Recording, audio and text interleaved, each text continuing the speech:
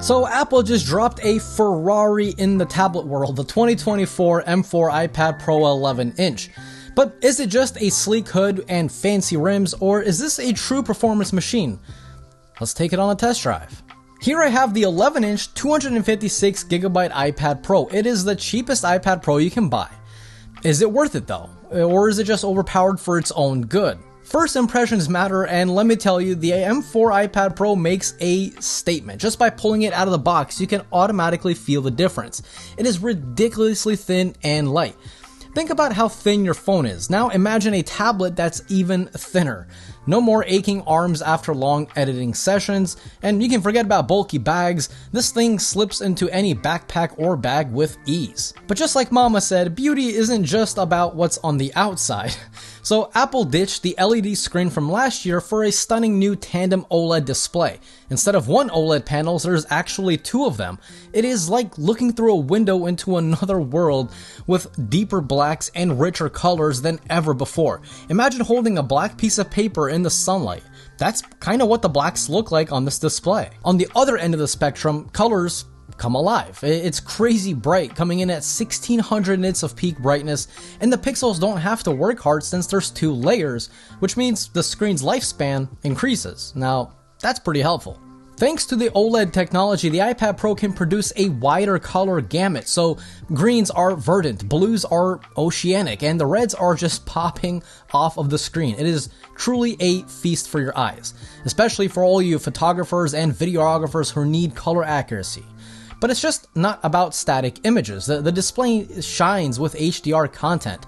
Whether you're watching a movie on Netflix or playing a game, the highlights are brighter, the shadows are more detailed, and the overall experience is just incredibly immersive. But let's be honest, the new price tag is going to hurt your wallet. $999 starting price. It sure hurt my wallet. So to help me make these reviews, here's a quick word from today's sponsor, trendmicro. Today we're living more and more of our lives online. We bank, we shop, we use our favorite social media apps, all from the comfort of our phones and computers. Unfortunately, the bad guys know this. trendmicro Premium Security Suite is a multi-device security solution for PC, Mac, iOS, Android, and even Chromebook. With a built-in VPN and Wi-Fi protection, it turns any public Wi-Fi spot, such as at a coffee shop or at an airport, into a secure connection away from prying eyes. trendmicro even gives you alerts if any of your information ends up on the dark web, so you can take action as soon as possible, such as changing your passwords. And by the way, speaking of passwords, if you're like me and you're constantly forgetting your passwords from the dozens of apps that we have, well, no worries, because after a year of using the app, one of my favorite features is the password manager, which helps generate hard to guess passwords, and it even stores those passwords in the app so you never have to remember them. Best of all, both the mobile app and desktop app are incredibly intuitive to use, and it walks you through everything that needs to be solved, so you have the confidence in knowing that you're as protected as possible. So protect yourself today by clicking the link down below and use code MARK10 and you'll get 10% off your order. So let's go ahead and talk about the real magic, the M4 chip. So the single core benchmarks basically put it higher than any chip out there, even those in full desktop PCs. But there's really only a handful of apps that actually take advantage of that full power.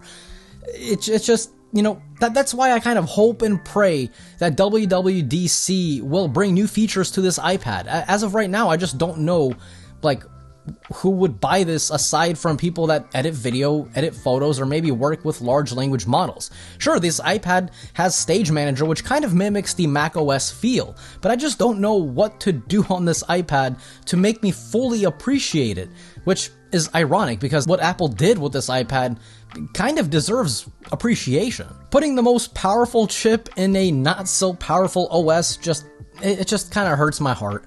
Apple, come on, man, make WWDC fun. Gaming on this iPad will obviously be a walk in the park, from having fun or raging on Call of Duty to playing the super demanding title Genshin Impact. This iPad just walks right through it. No issues at all. I haven't experienced any drop frames or overheating. Now, to help dissipate the heat, Apple did a pretty smart move. So the Apple logo from the inside is actually made of copper, and the M4 chip is located right where the Apple logo is. Furthermore, there's actually a graphite sheet over the M4 chip as well. That's a lot of info to take in. All you need to know is that thermals have greatly been improved. I haven't even experienced any symptoms of overheating such as the screen dimming or lagging while gaming, so I guess whatever Apple did, they did the right move, because the previous iPad, the screen dimmed just by playing Genshin Impact. So now if they can only figure out a way to do the same thing on their iPhones, that would be just wonderful. Now the new Magic Keyboard is a delight to use. It's actually completely new with an aluminum build quality and it's just a much larger trackpad overall. It seems that Apple really wants to minimize the difference of, the iPad and the Mac. Unfortunately, like I said, the OS kind of keeps that from happening. Thankfully, Apple did add a function row with volume knobs, not volume knobs, can you imagine? What I meant to say was volume buttons, brightness buttons, media controls, so that's pretty good. But there's a slight downside with the keyboard. Now, due to the redesign, the keyboard is actually top heavy. It's almost like Apple forgot that the iPad is a touch device. Tapping near the top of the iPad may have the keyboard come up from the table. And for those of you who are thinking of getting the 11-inch model, that difference is even more noticeable. You have to really get used to not tapping as hard near the top of the iPad. Now, charging the iPad using the USB-C port on the keyboard is faster than before. You're finally getting that full 40 watts of power, which is the same as actually charging just straight from the USB-C port on the iPad itself. So what about the speakers of the iPad? They're fantastic as always. They are a slight upgrade over the previous M2 model that I have, especially in the bass department. Will it replace your boombox? Probably not. But it's definitely good enough for watching movies, or even if your neighbor's mowing the lawn at 7 in the morning while you're just trying to relax and catch up on your favorite TV show. That literally happened to me, okay? That's why I speak from experience. So let's talk about the 256, 512, 1TB, and 2TB models. So if you're going to get the 512 or 256 gig, you're actually not getting the full M4 chip. You're getting the 9-core binned model instead of the full 10-core model. Now, as far as the RAM goes, only the 1TB and the 2TB models get the full 16 gigabytes of RAM. The 256 and the 512 models only get 8 gigabytes of RAM. Now, thankfully, the difference is very minimal, if any. MaxTech did put out a full comparison, so if you guys want to watch, you can go ahead and check it out. So if you're worried about getting less performance, don't. These new iPads are going to rock your world no matter which configuration you get. And like I've said a million times by now, the OS is what is setting this iPad back, not the chip, not even close. So what about the battery life? Well, it's safe to say that killing this iPad is almost impossible to do in one day no matter what you're doing. The model I have here is actually the base model cellular running on T-Mobile. And even with some 5G use, I'm getting more than 10 hours of screen on time, which is incredible. This is definitely a multi-day device, and it's so fun to use that I actually use it more than my iPhone. In fact, when I'm home, I don't even touch my iPhone at all. There's no point. The iPad does it all. This is the first iPad that Apple made that's incredible to use. Like I said, the new design, the lightweight feel, the incredible screen. All of that makes a difference, and it all adds up. So if you have the M2 iPad Pro, should you upgrade to the M4 iPad Pro? To be honest, no. There's no point, okay? Unless you're using those few key apps that really take the advantage of this true power, but I feel like most people, 90% don't. The M2 is still a powerhouse that will last you for many, many years to come, so keep it. That is until maybe Apple gives us some new surprises with WWDC this year, but that's just a waiting game, and as you guys know, never buy a product for the promise of what it can be. Buy it for what it is now.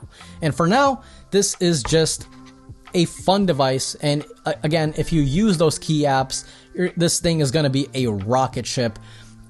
But hey, if you just want like one of the best media consumption devices out there, yeah, this is expensive, but this will do the trick just fine. So hope you guys enjoyed today's video. If you did, leave that like, as it's absolutely free to you, but it helps me and the channel out a lot, and I always truly appreciate it. And if you're new here, consider subscribing. This was Mark from Mark's Tech. Adios.